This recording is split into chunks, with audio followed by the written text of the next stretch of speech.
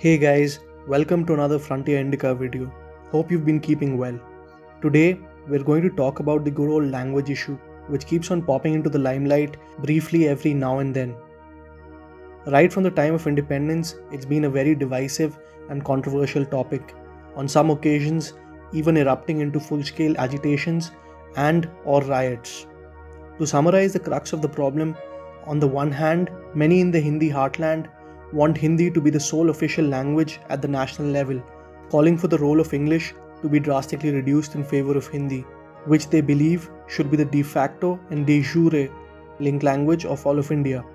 On the other hand, many non-Hindi speaking states, particularly in the south, are against what they see as the total imposition of a language which is incomprehensible to most of their people.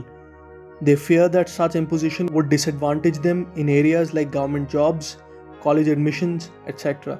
And also that such a step will mark the beginning of the end for their own native languages.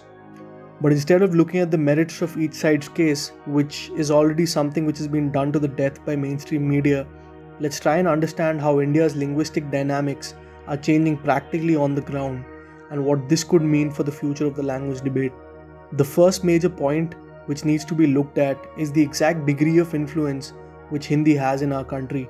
Going by figures from the 2011 census, Hindi speakers numbered around 52.8 crores or 43.36% of the population, and those are just first language speakers. Those speaking Hindi as a second language are another 13.9 crore people, or around 9% of the population. Even if we don't include the third language speakers of Hindi, we can still conclude from just the first and second language speakers that those fluent in Hindi are easily more than 50% of the population. But hold on, that's not it. Then there's the curious case of Urdu, which when spoken in its informal form is largely the same language as casual Hindi. Total fluent speakers of this common Hindi-Urdu tongue, which is often referred to simply as Hindustani, come to about 57.6%, which is more than 80 crore people if you go by the latest estimates of India's population in 2020.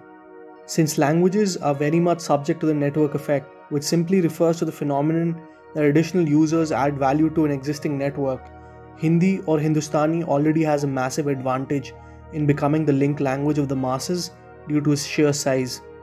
In fact, there is sufficient data to back this up. First language speakers of Hindi were only 36.99% in 1971 but grew to 43.66% in 2011. Meanwhile, all other major languages have seen a decline in the percentage of their first language speakers in the same period. Slowly yet steadily, Hindi is becoming the de facto lingua franca of India. What's more, the economic divergence between big Hindi heartland states like UP and Bihar and South Indian states creates a major financial incentive for mass migration of Hindi-speaking people, furthering the geographic spread of the language. Higher fertility rates in the Hindi heartland and stagnant populations in the south will also add to this trend in the future. Despite so many things being in favor of Hindi, it's not as if the language has no competition whatsoever.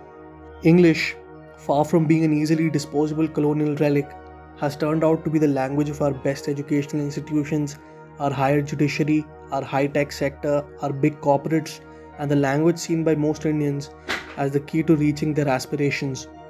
And although in the pre-1991 socialist era, English language education was largely out of the reach of the masses, it is no longer considered prohibitively expensive, as proven by statistics showing the explosion in the number of students attending English medium schools. Between 2003 to 2013, the number of students studying in English medium schools jumped from 54.7 lakhs to 2.9 crores.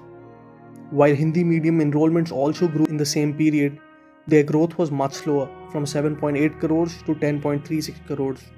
The latter largely reflecting population growth rather than an increased interest amongst parents to send their children to Hindi medium schools. And unlike the old guard, politicians of today are also beginning to take note. From Yogi Adityanath, who directed that 5,000 English medium schools be set up in the state, to Jagan Mohan Reddy, who has launched a plan to turn all government schools in Andhra Pradesh to English medium schools within 4 years.